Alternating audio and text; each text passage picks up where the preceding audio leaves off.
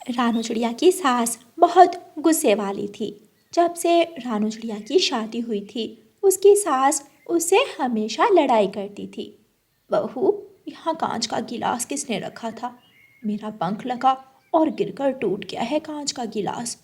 सासू माँ, मैंने तो कांच का गिलास एक तरफ ही रखा था, लेकिन शायद आपको पता नहीं चला और गिलास गिर गया। चलो कोई बात नहीं, मेरे दहेज के सामान में और भी कांच के गिलास हैं, मैं नया कांच का गिलास निकाल लूँगी।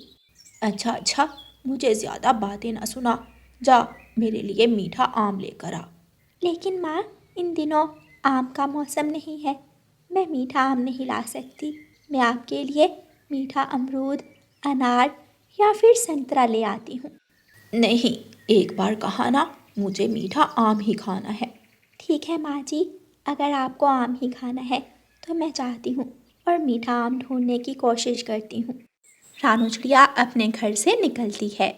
रानू चिड़िया की सास हर रोज़ की तरह पड़ोसन गोरी कव्वी के पास अपनी बहू की बुराइयां करने चली जाती है।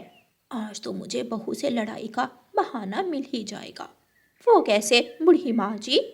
आज मैंने उससे कहा कि मेरा आम खाने को मन कर रहा है।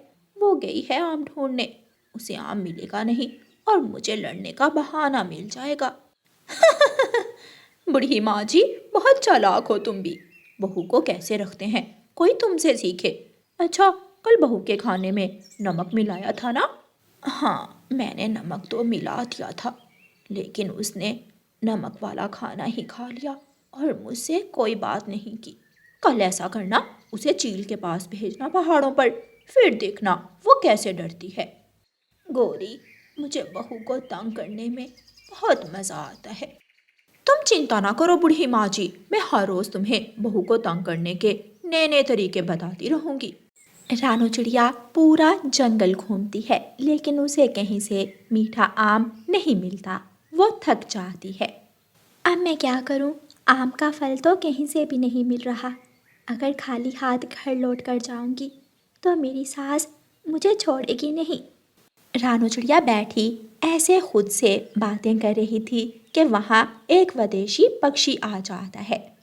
चिड़िया चिड़िया, मैं गर्म जंगल से आया हूँ। मेरे पास मीठा आम है। मैं आम के बदले कोई दूसरा फल लेने आया हूँ। क्या आप मुझे आम के बदले कोई दूसरा फल दे सकती हो? चिड़िया विदेशी पक्षी की बात सुनकर खुश हो जाती है। क्यों नहीं विदेशी पक्षी, आप मेरे साथ चलें, मैं आपको मीठा अनार देती हूँ। रानू चिड़िया विदेशी पक्षी को अनार के पेड़ के पास ले जाती है। आप इस पेड़ से अनार का फल ले सकते हैं और अपना मीठा आम आप मुझे दे दें। मैं आपकी खोज में ही घर से निकली थी। विदेशी पक्षी वो आम रानू चिड़िया को दे देता है और अनार के पेड़ से अनार तोड़ लेता है। रानू चिड़िया आम लेकर अपने घर वापस चली जाती है। ये ले माँ जी, मैं आपके लिए मीठा आम ले आई हूँ। अपनी बहू के पास आम का फल देकर रानू चिड़िया की सास हैरान हो जाती है। बहू, ये आम तुम कहाँ से ढूंढ लाई हो? सासू माँ, आप आम खाइए, कहाँ से मिला है, इससे आपको क्या मतलब? रानू चिड़िया की सास मीठा आम लेकर मज़े मज़े से खाती है। और फिर दूसरे दिन रानू चिड़िया की सास अपनी बहू को तंग करने का नया उपाय सोचती है। बहू, जाओ मेरे लिए पहाड़ों से काले बीज लेकर आओ। पहाड़ों से? नाना माँ जी, पहाड़ों पर तो खतरनाक चील रहती है, खतरनाक चील मुझे खा जाएगी। मुझे पता था, मुझे पहले ही पता था, तुम कोई ना कोई बहाना बनाओगी। ठीक है, मैं भी खाऊंगी तो काले बीज ही खाऊंगी, वरना मैं भूखी ही रहूंगी। ठीक है माँ जी, मैं जाती हूँ। लेकिन माँ जी, अगर मैं वापस ना आई तो मेरे पीछे आकर मुझे देख भी लेना। ऐसा ना हो कि खतरनाक चील मुझे खा ही जाए। रानू चिड़िया घर से टोकरी उठाती है और पहाड़ों पर काले बीज लेने चली जाती है। रानू चिड़िया पहाड़ों पर पहुंच जाती है। सामने अपने घोंसले में बड़ी सी चील बैठी हुई थी। वो इधर उधर देख रही थी। अगर चील ने मुझे देख लिया तो वो मुझे मार देगी। मुझे कोई उपाय सोचना होगा। फिर रानू चिड़िया उस बड़ी चील के पेड़ के नीचे जाकर बैठ जाती है और चील से कहती है, चील चील, मुझे बिल्लो चील ने भेजा है, वो काले बीज मांग रही है। बिल्लो चील? वो कौन है? कहाँ रहती है?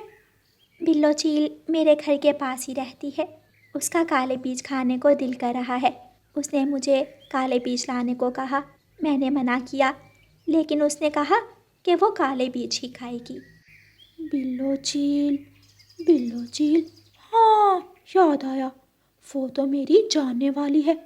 अच्छा अच्छा ठीक है, तुम काले बीज ले जाओ, मैं तुम्हें कुछ नहीं कहूँगी। रानू चिड़िया जल्दी से पहाड़ के पास से काले बीज तोड़ने लगती है। रानू चिड़िया काले बीज तोड़ लेती है और वहाँ से भाग जाती है। आज तो तेरी बहू चील से पिटकर ही घर आएगी। अगर खाली हाथ वापिस आई तो मुझसे पिटेगी, और अगर पहाड़ों की तरफ चली गई तो चील से पिटेगी। गौरी कवि और रानू चिड़िया की सास खूब हंसती हैं।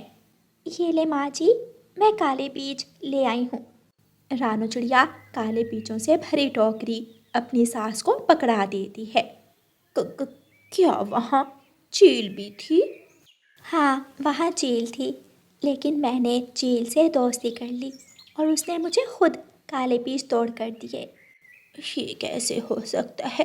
पहाड़ों की तरफ तो कोई डरता हुआ जाता ही नहीं। फिर तुमने कैसे चील से दोस्ती कर ली? माँ जी, सबके सीने में दिल होता है, ऐसे ही चील के सीने में भी दिल है। मैंने उसे मीठा संगीत सुनाया और उसने मुझसे दोस्ती कर ली। रानू चिड़िया की सास हैरान होकर बैठ जाती है और काले बीज खाने लगती है। दूसरे दिन रानू चिड़िया अभी घर में सोई ही थी कि उसकी सास गौरी कवि के पास चली जाती है। गौरी, बहू तो कल मेरे लिए काले बीज भी ले आई थी। क्या? ये कैसे हो सकता है? क्या चील ने उसे कुछ नहीं कहा? बहू ने चील से दोस्ती कर ली। बूढ़ी माँ, अगर तुम्हारी बहू चील से दोस्ती कर सकती है तो वो किसी से भी दोस्ती कर सकती है। गौरी, अब क्या करूँ? मुझे तो कुछ समझ नहीं आ रही। मैं बहू से लड़ने का जो भी बहाना बनाती हूँ, बहू उस पर पूरा उतरती है।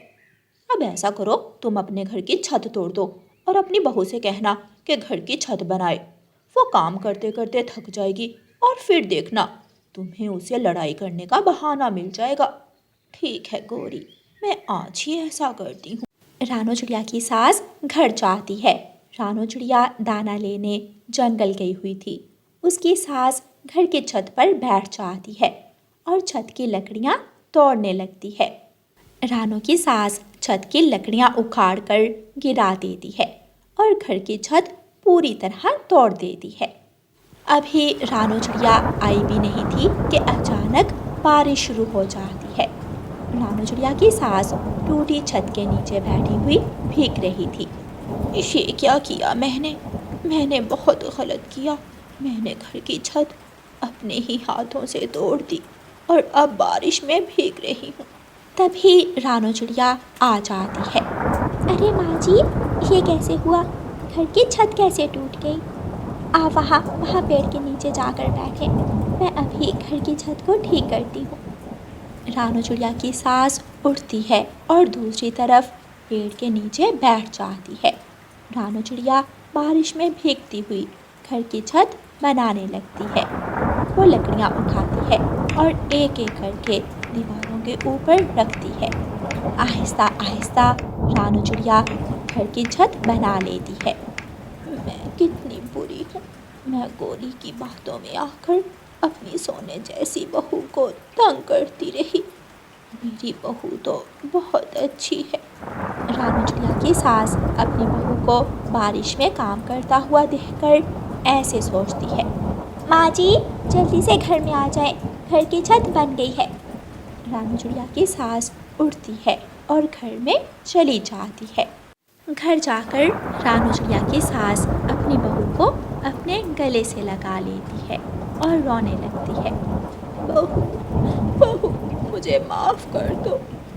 मैंने आपको बहुत तंग किया।